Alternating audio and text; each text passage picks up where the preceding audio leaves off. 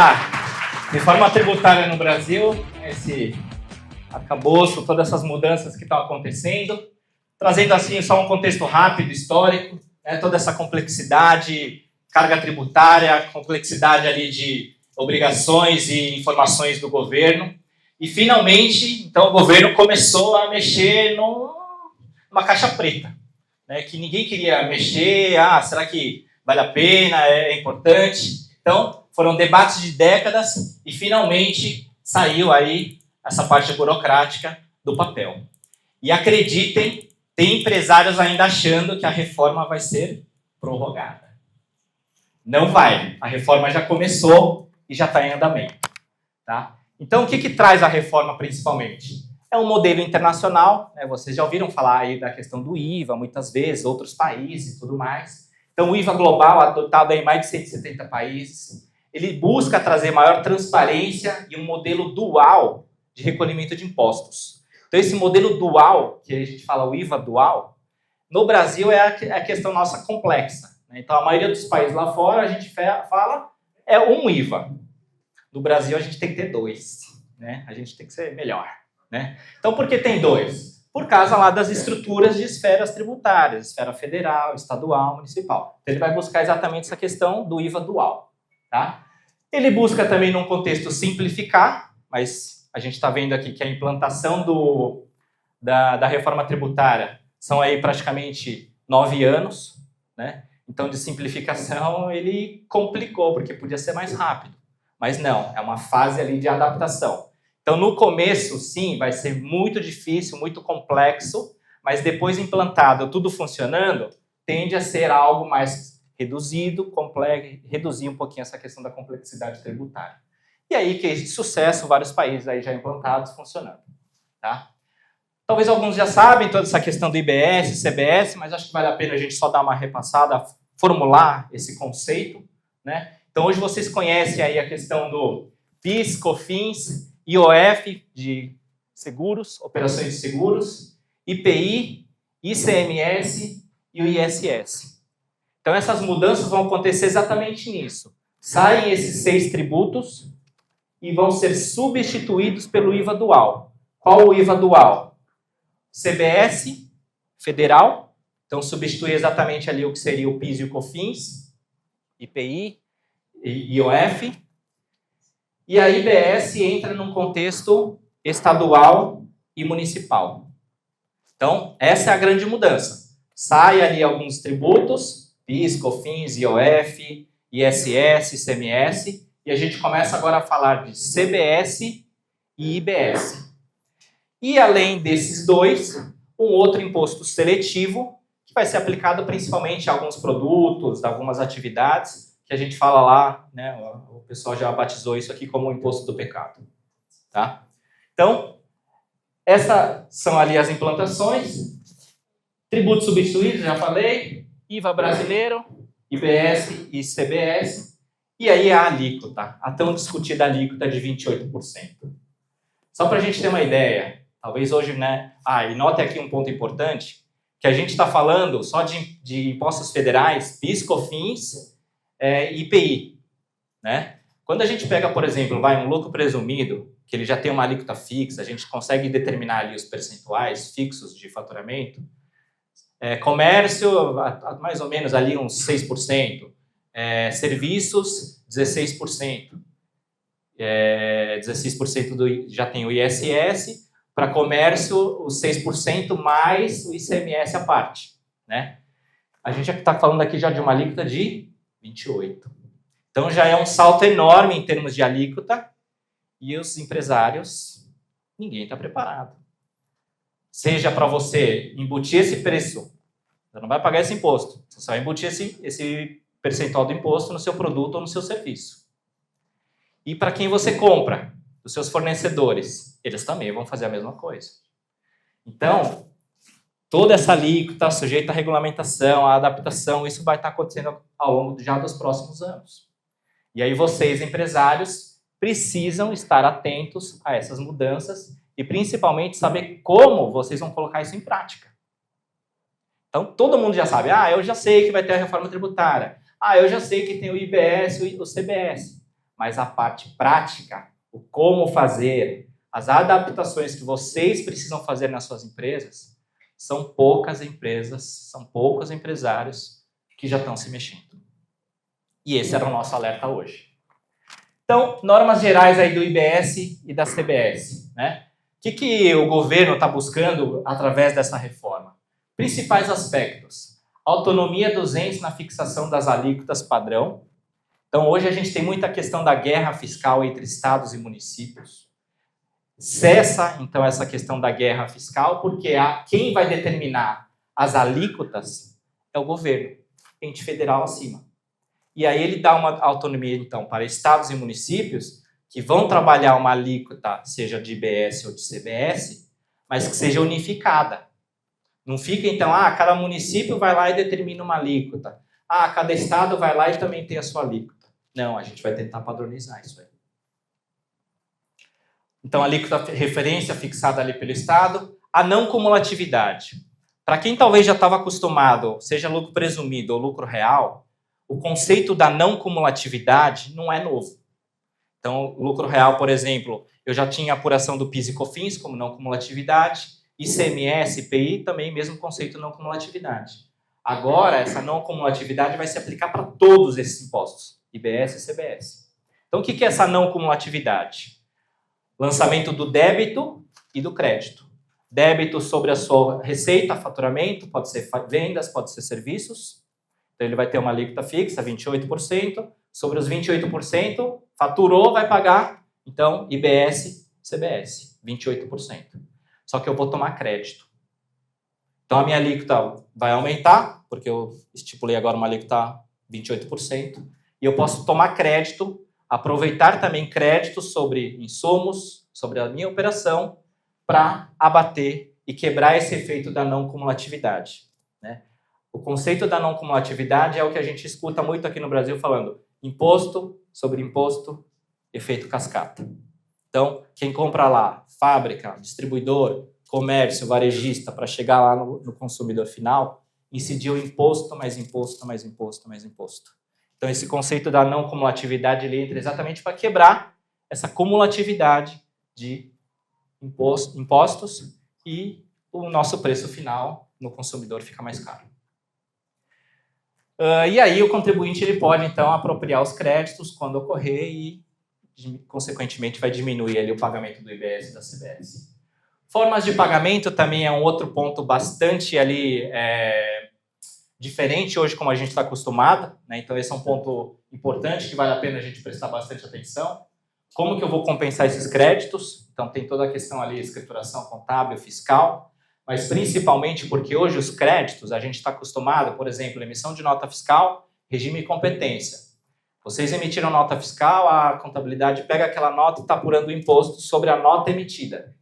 Se chegou uma nota, por exemplo, de consumidor, de fornecedor, aquela nota eu já pego também, subo para a escrituração fiscal e já fiz o abatimento, débitos e créditos. Regime de competência, ele fala isso. No regime de caixa, que é onde vai aplicar aqui a reforma tributária, a gente está falando que os créditos só poderão ser utilizados conforme pagamento. Então, você recebeu uma nota de um fornecedor e o fornecedor te pagou a prazo.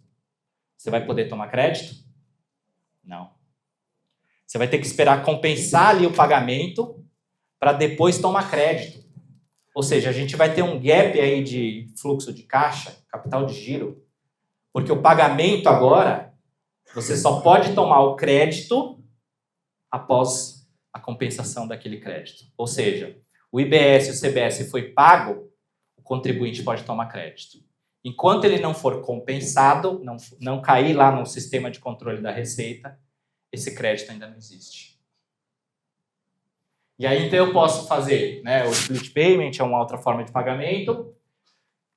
Aí, então, o adquirente ele pode falar, então eu não quero esperar o meu fornecedor pagar. Eu posso antecipar e recolher por ele. E depois eu compenso. Vocês, como adquirentes, vão querer antecipar imposto do seu fornecedor? A maioria não.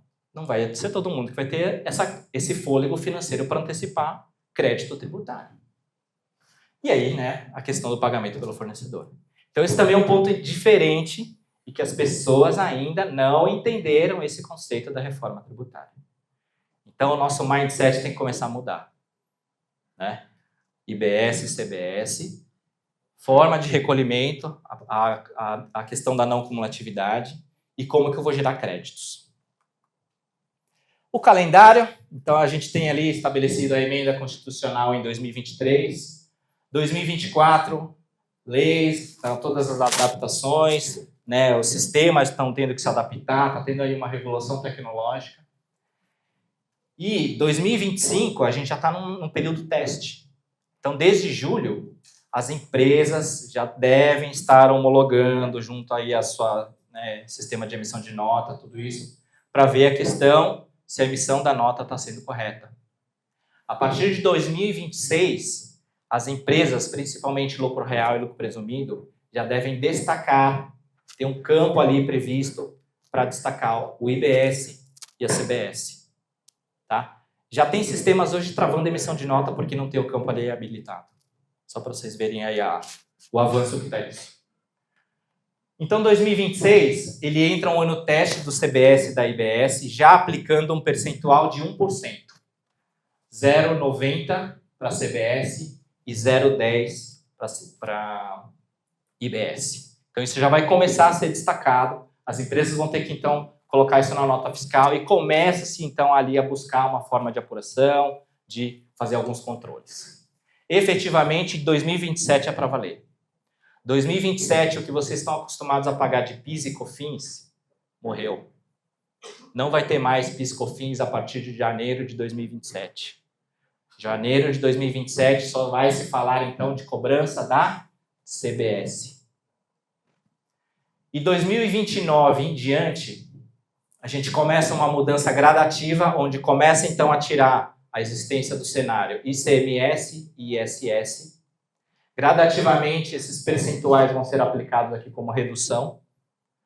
E aí, então, vai reduzindo a cobrança do ICMS e do ISS para efetivamente subir a alíquota do IBS.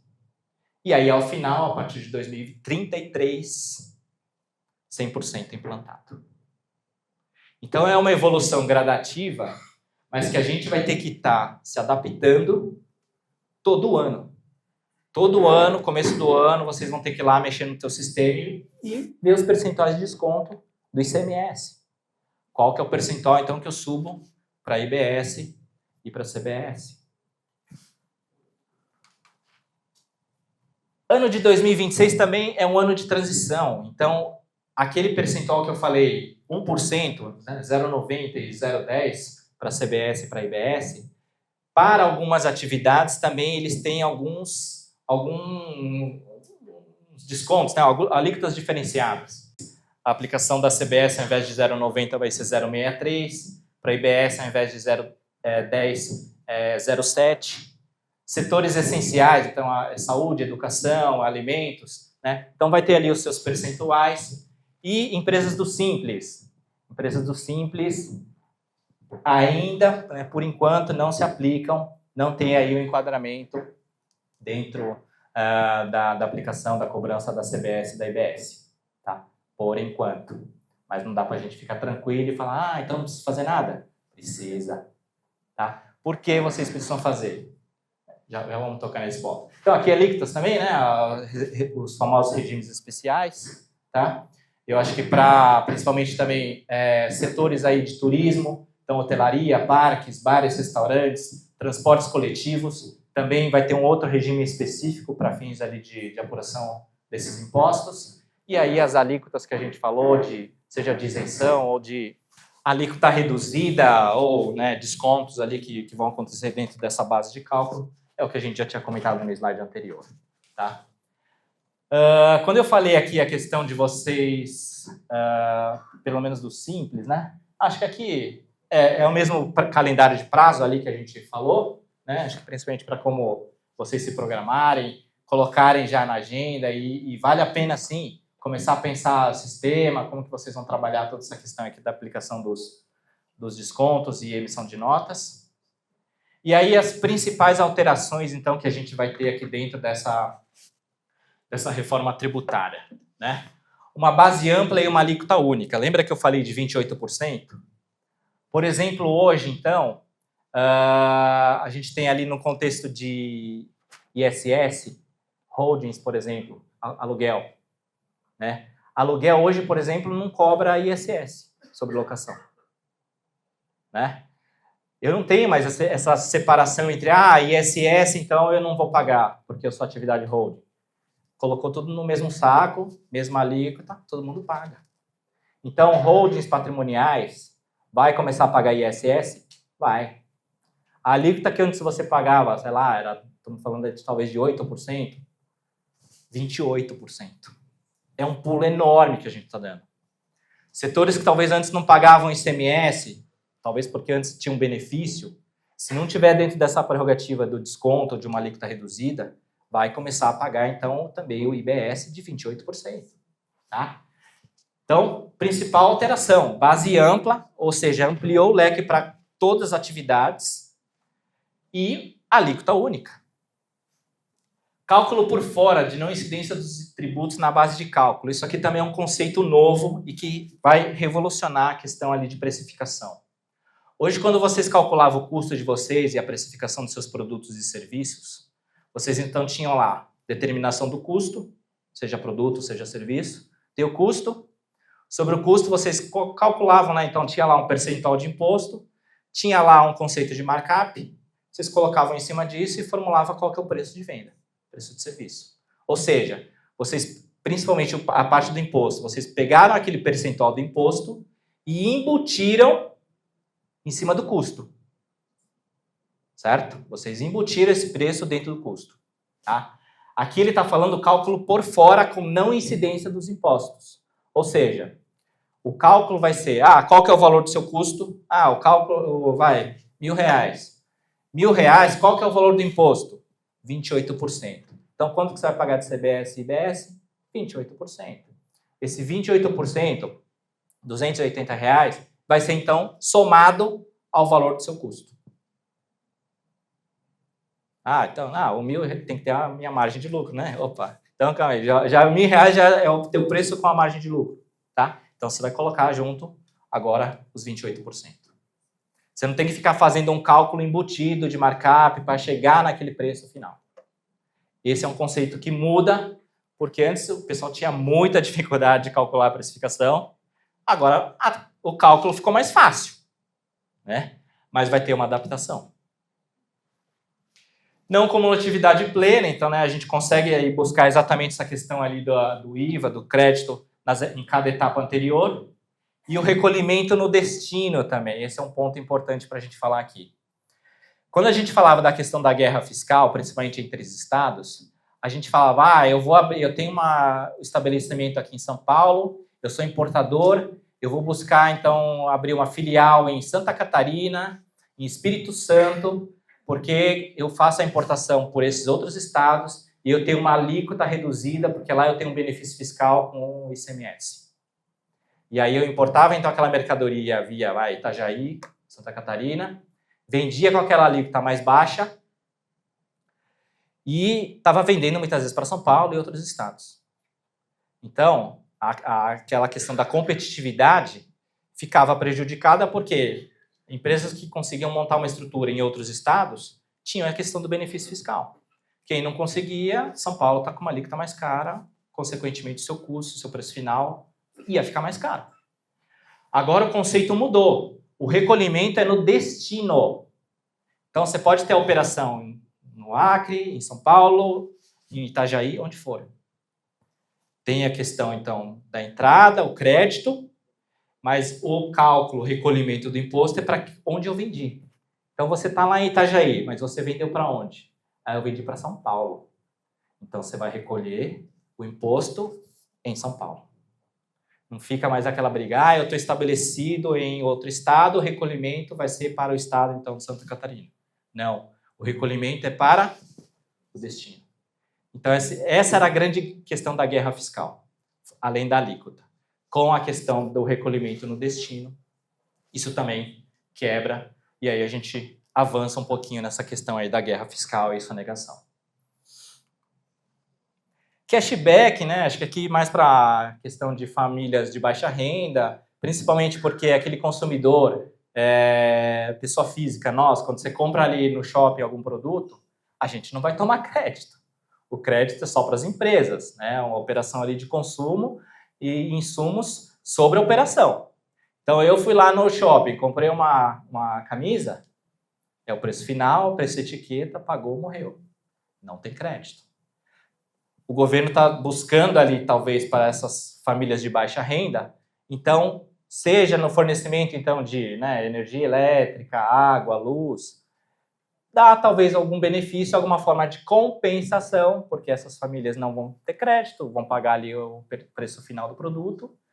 E aí, então, o governo está estudando alguma forma aí, talvez, de gerar um cashback para essas famílias, para gerar ali uma oportunidade de compensação desses impostos. A regulamentação, né, então, as etapas, a gente foi sancionada aí a lei complementar, então, agora em 2025. Estamos numa fase aqui de ver alíquotas, como que estabelece ali a implantação e, principalmente, a fase de testes técnicos. Isso vocês já precisam dar esse start nas suas empresas. Impactos para os negócios. Simplificação, então, na apuração e recolhimento dos impostos. Tá? Não está tão simples assim, mas, como eu falei, se isso começar a implantar e depois estiver funcionando, a gente, então, vai ter ali uma maior autonomia e uma forma melhor aí de, talvez, demonstrar e apurar esses impostos. Cobrança do destino, né, por destino, então a questão ali do recolhimento no destino.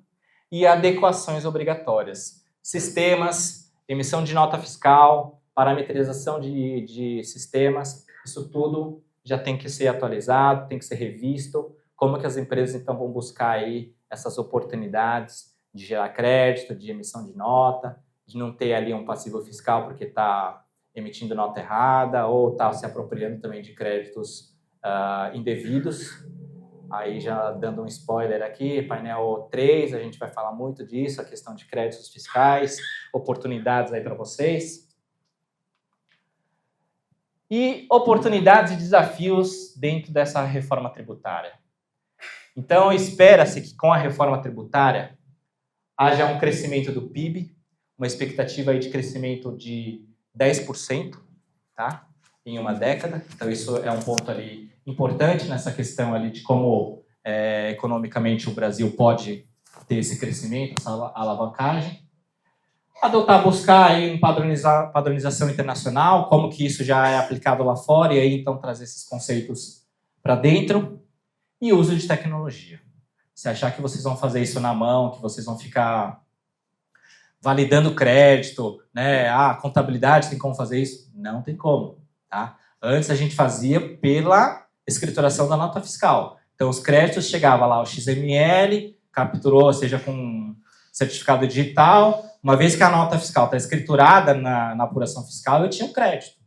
Hoje o crédito não é assim. O crédito, eu preciso validar se ele foi pago.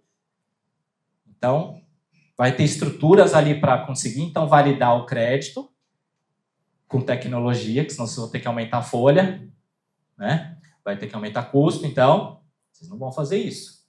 Tem que ter tecnologia fiscal adequada, que consiga mostrar, condicionar, então, o aproveitamento desse crédito para vocês pagarem menos impostos. E ações imediatas, né? Acho que a gente tem que sair daqui com uma liçãozinha de casa. O que a gente tem que fazer? A reforma já começou. Então, o que eu preciso fazer? Reorganizar esse fluxo fiscal de emissão de notas. Como você emite hoje as notas fiscais? Não importa se é serviço, se é comércio. Veja no teu sistema como que está estruturado para emitir essas notas fiscais. Nota fiscal de serviços. Ok, é direto na prefeitura, tem os campos, é mais habilitar, é preenchimento, adequar ali dentro da legislação como que a gente consegue emitir essas notas. Nota de comércio. Se alguém aqui ainda usa aquele emissor gratuito, Sebrae e outras plataformas gratuitas, esquece, vocês vão ficar na mão. Tem que ter uma plataforma de emissão de nota, plataforma ali integrada para controle de estoque, já fazer a parametrização das regras fiscais, porque isso é que vai te dar conformidade fiscal, vai te dar garantia para você estar cumprindo tudo que está previsto na legislação. Saneamento de cadastros e itens de fornecedores. Por que isso aqui é importante? Tá? Quando a gente está falando, então, empresas de lucro presumido e lucro real, o conceito de você buscar o crédito é mais... acho que já está mais no dia a dia de vocês. Então, imagina que, por exemplo, eu sou uma empresa que é lucro real, mas eu compro de empresas do Simples. Empresas do Simples não pagam IBS e CBS. Se essa empresa não pagou IBS ou CBS, eu vou tomar crédito? Não posso tomar crédito. Ou seja, comprei, tenho a nota fiscal de entrada, o fornecedor pagou, só que não houve incidência de CBS e IBS naquela operação. Eu não tenho crédito. Saneamento, então, de cadastros e itens, eu estou falando, peguem todos os seus fornecedores e vejam qual o regime tributário dessas empresas. Por quê? Porque validando o regime tributário, você vai conseguir identificar essa empresa me dá crédito. Essa outra, eu não tenho crédito. Vai começar a ter aí nesses processos de bid, de contratação de empresas, as empresas vão começar a contratar falando assim, opa, eu só vou contratar agora em diante empresas que forem lucro presumido ou simples, porque essas empresas me dão crédito. Empresas do Simples não me dá crédito. Ou seja, a minha alíquota é 28% sobre o meu faturamento e eu não vou ter crédito para compensar. Ou seja, eu vou ficar pagando, então, sei lá, vai conseguir compensar 5% de crédito. Vou pagar 23%. Quanto mais crédito eu conseguir subir para aproveitamento, menor vai ser a minha carga tributária. Então, as empresas vão fazer esse movimento de buscar fornecedores que são enquadrados no lucro presumido e no lucro real. Obviamente, porque eles geram crédito de IBS e CBS. Então, preciso fazer esse saneamento de cadastro de itens constantemente, porque não adianta falar assim, eu fiz então a validação da opção tributária do meu cliente agora em 2025. Em 2026 ele vai lá e muda o regime tributário. Todo ano vocês vão ter que ficar validando o cadastro. Porque todo ano eu preciso saber se esse cliente está no lucro presumido ou no lucro real. Ou você vai ter que combinar com ele. Se você for para o Simples, você me avisa. Ele vai avisar vocês? Vai falar, por que você quer que eu te avise? Para eu não te comprar mais de você. Elaborar um mapa de negociações com clientes e fornecedores. Departamento financeiro, departamento comercial. Qual que é a estratégia de vocês junto, então, à precificação? Como que vocês vão comprar ali dos seus produtos e seus serviços? Você vai sentar na mesa, então, com o seu cliente e vai falar assim, cliente, a partir, então, de 2027... aplicando ali o IBS e o CBS, o nosso preço ou o nosso produto vai ter que aumentar em 28%.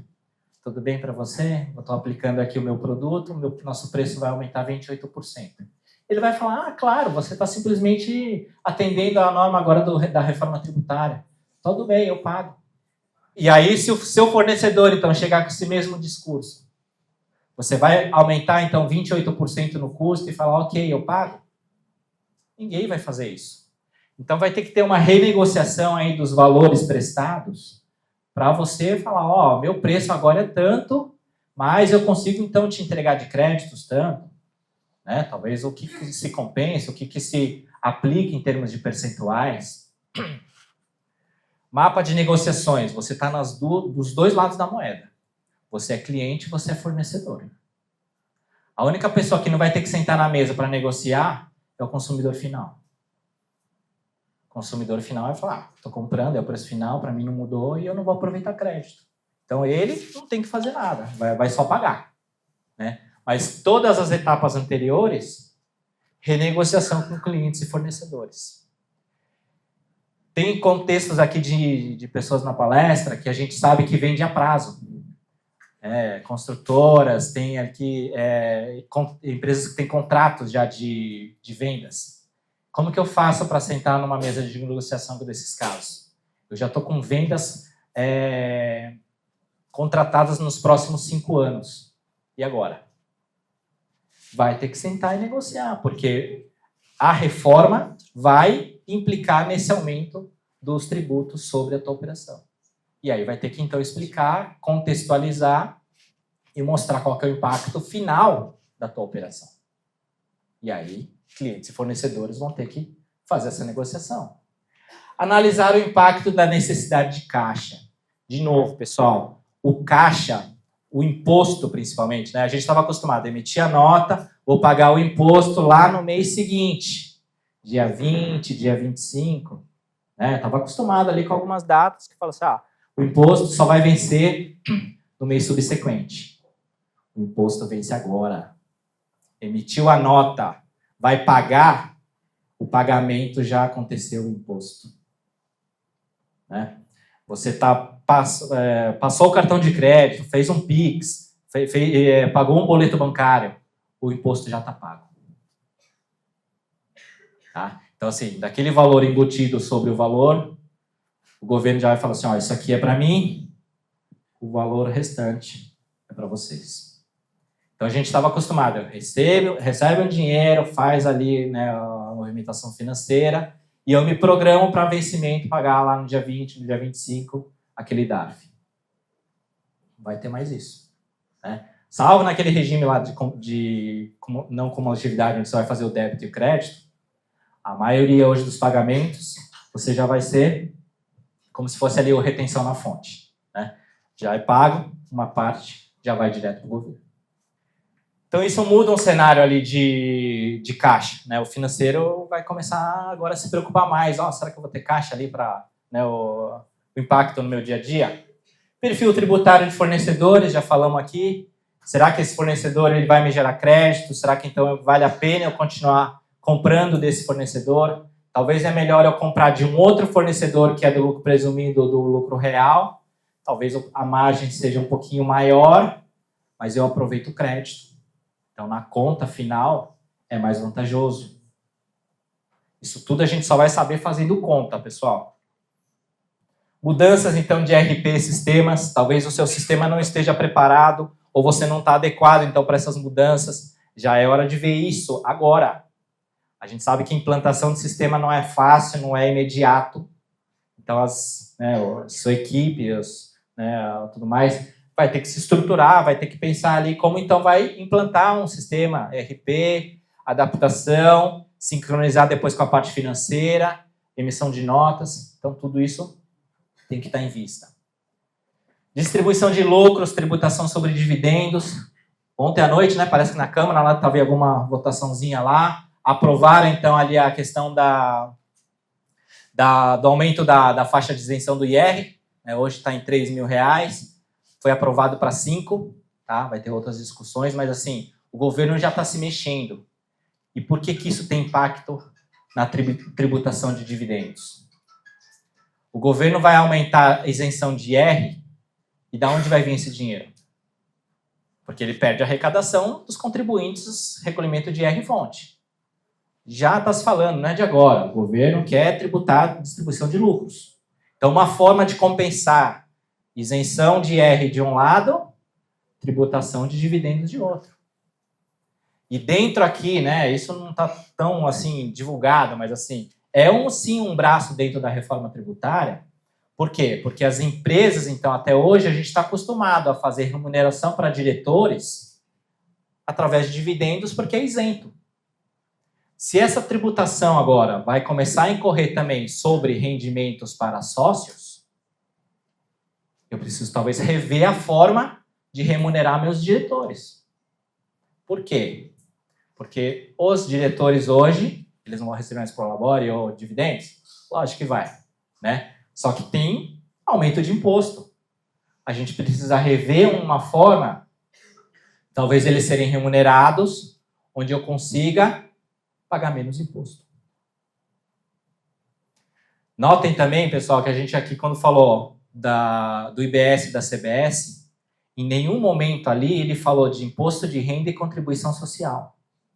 Ou seja, dentro ali da reforma, também vai ter um outro momento onde as empresas também vão ser discutidas como que vai ficar a tributação do imposto de renda da pessoa jurídica e da contribuição social. Isso é uma outra etapa que ainda vai vir. Então, talvez nós vamos falar, nossa, 28%. Talvez esse percentual vai subir. Revisão dos regimes tributários. Então, se o simples talvez não é mais uma boa opção, sim, é verdade. Você que é optante do simples, mas eu só presto serviço para uma empresa pequena. Ok, mas será que ele também não vai fazer esse movimento de verificar se tem que tomar crédito? Então, não é porque assim, a empresa do simples eu não vou ser impactado. Talvez as empresas do simples serão as mais impactadas. Simplesmente porque é geração de crédito, fluxo de caixa. As empresas vão pensar no seu bolso. Se as empresas estão pensando no bolso delas, você também tem que prestar atenção no seu bolso. Mas eu sou PJ, eu sou contratado lá por uma empresa que eu emito uma nota fiscal só por mês e ele não vai mudar. Eu vou ter que pagar aquele percentual já fixo sobre aquela nota fiscal. Ok. Você realmente não tem escapatória em relação ao seu regime de tributação ou o valor que você cobra, o que você emite sobre aquela nota fiscal. Mas quem te contrata vai olhar. Porque ele está te contratando e fala assim, opa, essa empresa do Simples não me dá crédito. Mas se eu colocar essa outra empresa no lucro presumido, começa a me dar crédito. Empresas também do lucro presumido, elas vão começar a olhar e falar assim, opa, será que então não vale a pena eu sair do lucro presumido e ir para o lucro real?